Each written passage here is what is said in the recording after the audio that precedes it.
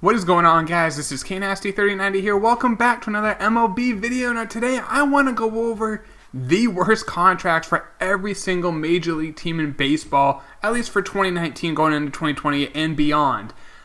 So basically I picked one player for every team who I think is their worst contract they have, not just for this year, but long term. So they have like a 1-year deal. I'm not going to rate it as bad as if you have like a long-term bad contract.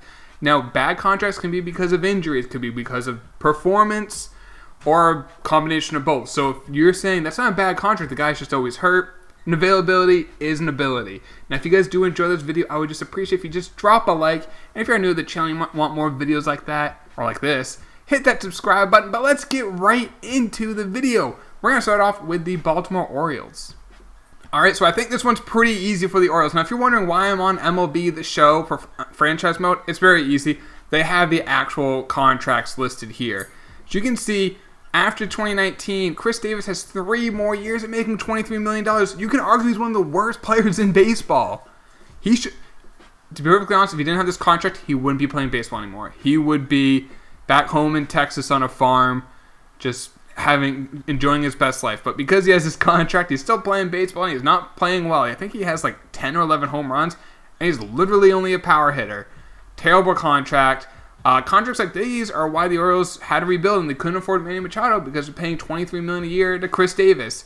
But he's one of the worst contracts in baseball. He's not the worst contract. I will get to that when I come to this team. But I also want to hear, like I mentioned in the comments down below, for your favorite team, what's the worst contract for your favorite team? Now we're at my favorite team, the Boston Red Sox, and I think this one, there's a couple options. There's Nathan Eovaldi, has a bad contract. He had a great playoffs last year, got paid for it. He's already had 2 Tommy John surgeries in his career. He hasn't really performed well this year. There's Chris Sale, who won't need Tommy John, at least at this moment. Just signed a long-term deal, but I got to go with Pedroia because at least Eovaldi's playing now. Chris Sale was playing this year. Pedroia will probably never play again. He's making about $14 million. I actually think it's a little bit more this year. I think it goes down the next couple of years. But even still, if it's $14 million a year, that's still way too much. He's not even playing. He was one of my favorite players back in the late 2000s for this past decade. Unfortunately, age has caught up to him. He's 35, and he's just not the same player anymore. He literally can't play. His knees have failed him. It's a shame because he always gave it everything he had, and I guess that could be kind of his downfall. He gave 100%, and when you play like that, you tend to get hurt. And when you're 5'9", 175 pounds, injuries are going to have a bad effect on you. So he's the worst contract on my Red Sox. Not the worst contract in all of baseball, but worse on my Red Sox. Now we're on the Yankees, and this is one of the worst contracts in all of baseball. I don't think it's the worst. It's one of them. Jacoby Ellsbury. Players like Ellsbury, I remember Carl Crawford got a contract with the Red Sox. I don't understand why teams pay for guys who are like 30 years old, become free agents, and they pay for guys whose best skill is speed. Speed's the first thing that goes for most players. So when the Red Sox pay for Carl Crawford, he's a guy who relies on speed. Ellsbury. Don't pay for those. They're gonna decline quicker than most players. Most all skills decline. I guess you could argue power maybe doesn't. You got guys like Nelson Cruz still hitting bombs. Ortiz did for a while. Bonds did for a while, obviously. Now, there could be a little help for those guys. Even Nelson Cruz has failed a PED test, I believe, or he was suspicion of it. But it was stupid. When the Yankees signed Ellsbury to a contract, this was a stupid contract then. It's a terrible contract now. He doesn't even play anymore. I don't even know where he is. I'm not sure. Is he hurt, or do the Yankees just don't want him around? But 3 more years making $22 million. Now, it's the Yankees. They can afford it. When they're paying Aaron Judge a couple mil, they can afford bad contracts. Torres is making nothing. Their pitchers are making nothing. So they can afford these bad contracts right now, but it's still a terrible contract for the Yankees. Now, small market teams, there's not as many bad contracts because they can't survive on bad contracts. They can't be like, I want to go pay that free agent a lot of money because we need him to make a difference. Like kind of the Red Sox, the Cubs, the Yankees, the Dodgers, teams like that. They can throw around money. Teams like the Rays, the Blue Jays, the White Sox can kind of spend money. They're not right now, but you see what I'm saying. They can't. So there's not really a lot of bad contracts for the Rays. I'm going to go Kiermaier, though, because he hasn't been the same player as he was a few years ago, even defensively or offensively. Now, his contract, he's making 7-1 this year, then it goes up to 8-3, 9-5, and then 10.7 in 2022. $10 million for the Rays. I'm going to throw it out there. He won't be on the Rays in 2021 or 2022. They're going to move on from him. They're not going to pay $10 to $11 million for an outfielder unless that outfielder is one of the best players in baseball, because they realistically can't afford it. So because of that, I mean, they have so many great contracts. They have guys who are underpaid. But for a guy who's overpaid on the Rays, it's got to be Kiermaier. Now onto the Blue Jays. Like I just mentioned, with the Rays don't have a lot of bad contracts. Now, if Grichuk was on a team like the Cubs, the Red Sox, the Dodgers, like a big market team, this contract, 5 years at 10.4 per year, wouldn't be awful. It's not good. He's got one skill, real great skill, and he can hit for power, but it's easy to find power hitters. He'll probably hit over 30 home runs this year. $10 million for a guy who can hit 30 is not bad. Unfortunately, when you're a smaller market team, you can't really afford paying $10 million a year for guys who just have one skill.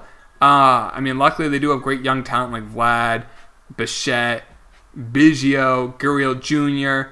They got good young hitters who are making next to nothing, so they can afford this contract. And the Blue Jays aren't as much of a small market as like the Rays or someone like that. But still, they don't have a lot of bad contracts because they are rebuilding, but this is probably, in my opinion, the worst contract they have on their team. On to the White Sox, and it's Wellington Castillo. Now, he was a free agent signing. He's got 2 years left at 7.5 a year. That's not bad for a starting catcher, to be perfectly honest. He's a backup. He's not their starting catcher anymore. He just hasn't performed, and they've just moved on. They've found better options internally. So the fact that they're paying $7.5 million for a backup catcher, like I said, the White Sox, they're in Chicago. They're not a small market, but they are in that rebuild transition. Even though I think next year they could be a sneaky playoff team, but as of right now, they're not. So 7.5 for a backup catcher, it's just a terrible contract. So with the White Sox, I'm going to go with Castillo for their worst contract. Now a team with another, like a smaller market, is the Indians, and I'm going to go with Kipnis. He's only 31. I was looking this up. I thought he was older. He's been around for a while. You guys remember he had that big home run in the World Series. Unfortunately, it wasn't enough to help him win, but he's really fallen off a little bit last couple of years. He's making $8 million this year and then 9.4 next year. Again, that's not bad in the grand scheme of things, but when the Indians owner says they can't afford Francisco Lindor, it's because they're paying $9 million for a second baseman who's a replacement level player. So yeah, this is definitely a bad contract. They don't have a lot of bad ones, but this is by far, in my opinion, their worst contract. All right, guys, so here it is. The worst contract in baseball, in my opinion, is Miguel Cabrera, given by Dave Dombrowski, who might have kind of done the same thing. Chris Sale, right before he leaves, just gives out $30 million a year to a guy who is past his prime, Hall of Famer. Cabrera's a no doubt Hall of Famer. Chris Sale's on the path to becoming a Hall of Famer. Not saying the talent wasn't there. I'm saying the talent's not there. He's going to be making $31 million as a 40-year-old when they say he's 249 pounds. That's kind of being polite. I would think he's like 270, 275. He's 6'4", doesn't keep himself in the best of shape. Maybe he'll Ortiz had that little bit of a stretch in like 09, 10, 11. He kind of struggled, but then he came back and had a resurgence in the second half of his career. Now, maybe he got a little bit of help. Who knows? Cabrera, maybe he can have that resurgence at the end of his career. Wouldn't make this contract as bad, but yeah, he's really not that good anymore. 5 more years of $31 million is pretty bad. Now we're on to the Royals, and this player, when he signed his contract, it was a great contract. Now, part of the reason why I'm picking Perez for the Royals, they don't really have a lot of bad contracts. They don't have a lot of long-term contracts. Now, the reason why I'm picking this, Perez missed this whole year due to Tommy John surgery. Is that as bad for a catcher as it is a pitcher? No. Christian Vasquez has come back, and he's been a borderline all-star this year. Gleyber Torres had Tommy John surgery. So there's players who have had it. I think Corey Seager had it. So it doesn't affect positional players as much. When he signed his contract, he's only making a couple million for the first couple years. It's been backloaded. So next year's 8.8, and the year after that's 10. I don't think he's going to be worth the 8.8 next year. Obviously not worth anything this year since he didn't play. And just because they don't really have anyone else for bad contracts, Perez gets it, but he's been a very good, borderline great player for the Royals for the first 7 years of his career. Now we're on to the Twins, and we got Jason Castro. Now, they don't have a lot of bad contracts either. They spent some money this past offseason. They've kind of hit on them. They have a ton of home runs. Now Castro's not really playing. Garver is, so he's making $8 million as a backup. It's a 1-year deal. You guys have heard me say this a bunch. There's no such thing as a bad 1-year deal, because at the end of the day, if it doesn't work out, you get rid of him in the offseason. So this isn't that bad of a contract. The Twins are done really good, a really great job of managing the payroll for a small market. So an $8 million 1-year deal, yeah, it's not great for a backup catcher. It's a bad contract, but since it's a 1-year deal, it's not that bad. So yeah, for the Twins, this is their worst, but I mean, you're doing pretty good, Minnesota. Got to give you credit there. Now on to the Angels, and this one was pretty obvious. It's Pujols. Now you could say this is the worst contract in baseball, but he's only got 2 more years after this year. Now he's 39 compared to Cabrera, it's 35. Cabrera makes more money, and there's more years on it.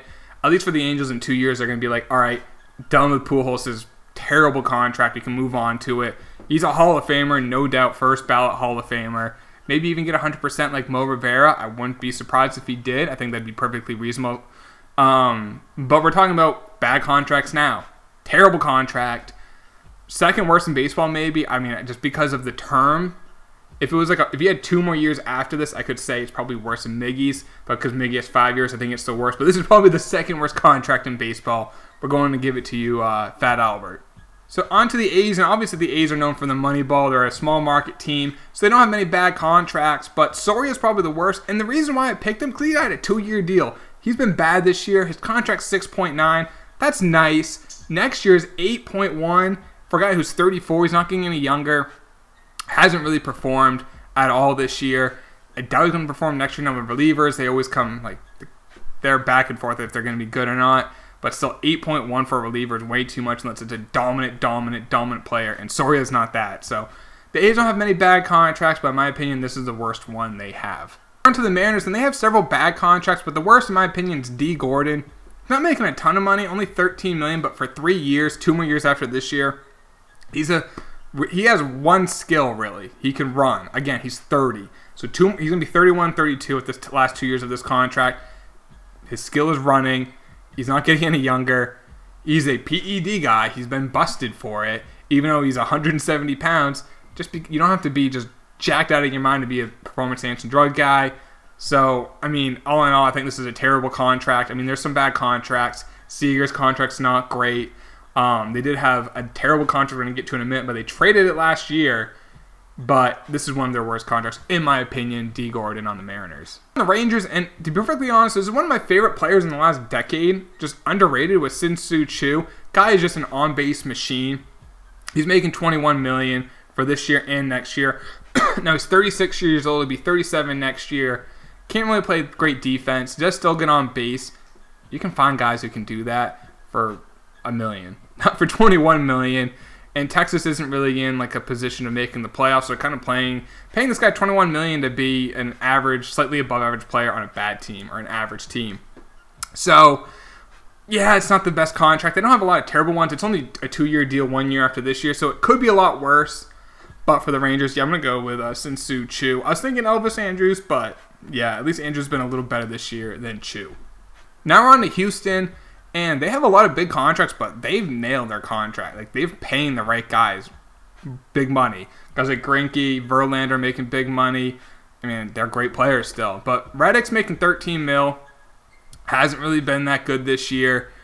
He can play good defense. He has a good arm. He hits for a little bit of power. But you can find guys like that. I mean, Yordan Alvarez can definitely be a way better player, and he's making the minimum. Kyle Tucker, I think, would be a better player than Josh Reddick, and he'd be making the minimum. He's kind of blocking players, and he's just not that good. Making $13 million for this year and next year, so that's double bad. It's not the worst contract. It's not like a contract that's gonna just prevent your franchise from really impeding them from doing something. They've already won a World Series. They might be the favorite this year, so it hasn't really stopped them. But it's still not a good contract for the Astros. Now on to the Braves. They have some great contracts. They don't have many bad ones. They got Acuna making $10 million a year. Ozzie Albies making $4 million a year for long term. The worst one I could find was Matt Joyce. He's basically like a 4A player, AAA, Major League, back and forth. Had some good years with Tampa back in the day. Obviously, he's not that good anymore. Making $6 million a year. It's a 1-year deal. It's not even that bad. This might be them and the Twins have been great with their payroll. And yeah, $6 million on 1 year is not that bad of a contract, but we're doing team by team. they don't have many bad ones, and this is their worst one. Matt Joyce for the Atlanta Braves. All right, so we're in Miami, and this is a player you probably never even heard of and know much about. Wei-Yin Chen. Now, this year he's making 13.7. Next year he's making 16. The year after that he's making 18 on the Marlins. He's been a terrible pitcher. He's a reliever. Was a failed starter. And yeah, it's just a terrible contract. And they can't afford it.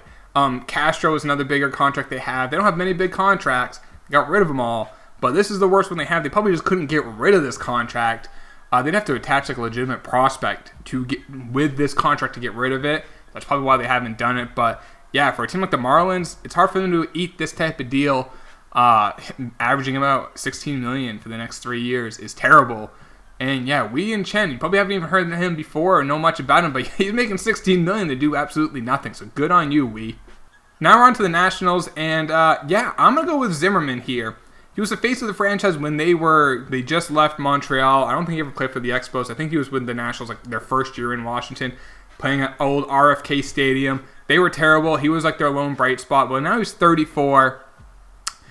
Former third baseman. He's like a first baseman, corner outfielder. Only last year of his deal making 16.7. They have some higher contracts, but they're pretty good.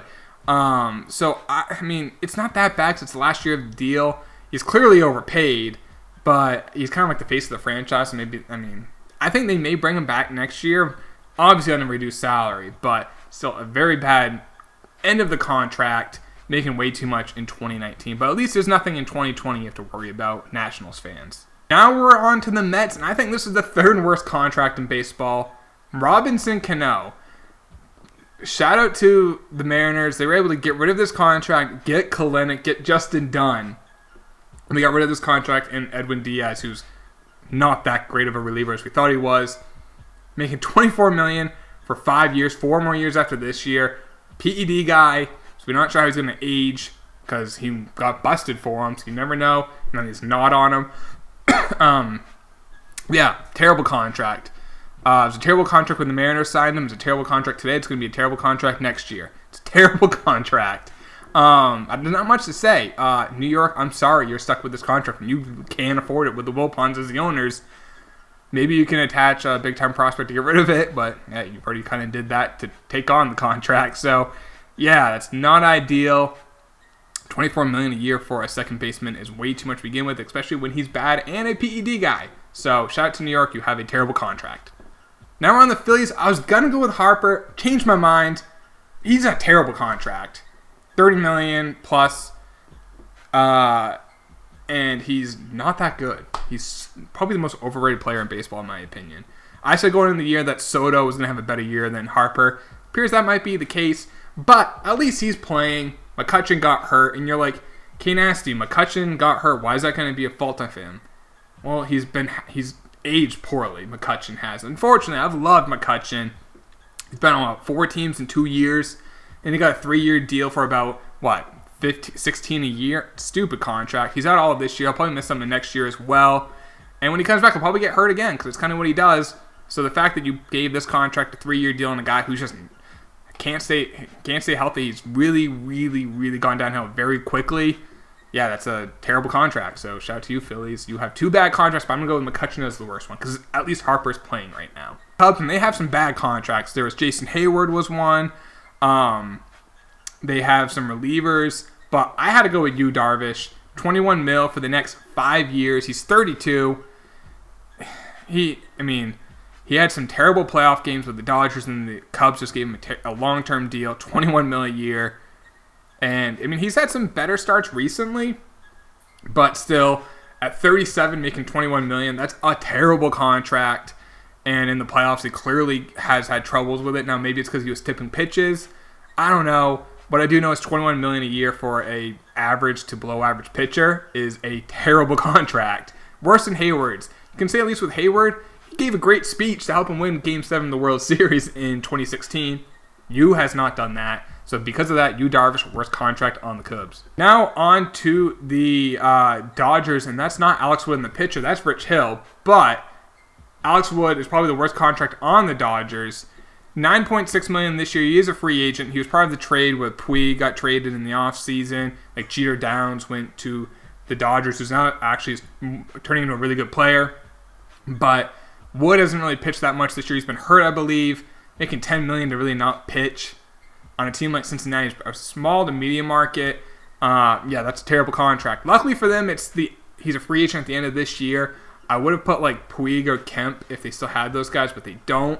So because of that, I think Alex Wood's the worst contract on the Reds. Now we're in Milwaukee, and another PED guy, Ryan Braun. He's got 3 years, 2 years after 2019, making on average $21 million a year. It's going to be $24 million in 2021. He's 35, so it's going to be 37 by the last year of the contract. Not as great as he's not a bad hitter, but making that much money, I always am worried how PED guys will age once they've been busted because they're probably not taking it anymore. They may age poorly. He's going to be 37, $24 million for him. Now, he had some great years back in the mid to late 2000s, early 20-teens. Obviously, in 2019, 2020, 2021, obviously is not going to be that good. Making $20+ million is a terrible contract for a medium to small market team with the Brewers. And they have World Series aspirations with arguably the best player in the National League in Christian Yelich. Now on to the Pirates, and I don't do this on purpose, but it's another PED guy in Francisco Cervelli. And he's only making $10 million this year. He's always been a good hitter until this year. Not really hitting. So when you're a catcher who's known for hitting, can't hit, you're making $10 million a year, that's a bad contract. Luckily for the Pirates, it's a 1-year deal. Cut bait, or in the offseason, or give him like a very, very small deal, like a couple million, which is probably what he's worth. He's 33, so he's not young. Again, PED guys, they always age usually pretty poorly once they've been busted. Not always, but usually. So, yeah, luckily it's only a 1-year deal. The Pirates, again, another team not a lot of bad contracts, but they made some bad trades. I'm looking at you, Chris Archer. But, yeah, this is probably the worst one the Pirates have. Now on to the Cardinals, and I was going to put Yadier Molina on this, and then I saw Dexter Fowler's contract. Woof. 16.5 for this year, 2020 and 2021.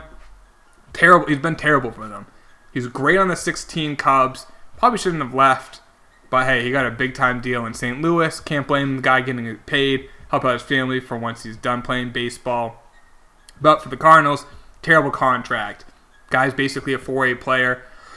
Guy getting kicked out of Major League Baseball, perfectly honest, for how bad he is, for how much he's making. I mean, they would love to get rid of that contract. No one's going to take it. They might just have to outright release him and just swallow their pride, pay the money to a guy who's not even playing baseball anymore, maybe like what the Orioles would do with Chris Davis. But, yeah, this is a terrible contract. It was a terrible free agent signing. But, hey, for Dexter, shout out to you. You got paid. Can't hate that at all. Now we're in Arizona, and they have, like, no bad contracts. They don't have any talent, but they have no bad contracts. Adam Jones' contract, it's a 1-year, $3 million deal, and you're like, Knasty, that's not a bad contract. It's not, but it's probably the worst one they have. It made no sense. Why sign a guy who's 33, definitely on the decline? Why sign him in the first place? I guess there's a locker room presence. I don't know. But if you're in the rebuild, I was going to go with Greinke just because that's a big-time contract on a bad team, but they got rid of it, sent him to Houston. They got some players back for him. But, yeah, the team rebuilding, there's no point giving like a veteran, even though it's only $3 million, it's not a bad contract. I mean, to be perfectly honest, this isn't really that bad, but I had to pick one, so Adam Jones, hey, you got $3 million to play baseball in Arizona, and, yeah, I guess there could be worse things. Now we're in Colorado. We got Wade Davis, World Series champ with the Royals, then went to the Cubs, then signed a free agent deal with the Rockies. He's been terrible this year. I think his ERA is like in the 6s, making 17.3. This is why you never pay for closers. Like Craig Kimbrell got a stupid contract. Unless you're Mo Rivera or someone like that, never pay relievers. You can always just find them. So $17 million for a reliever who's terrible. He's 33. He's going to be 34 next year, making 17 again. He may be great next year. Unlikely. Well, at least the Rockies are in contention, especially in the offseason. They were in contention, so you can at least argue, hey, we're paying a lot of money for a reliever, but he could be the missing piece. I can at least acknowledge that.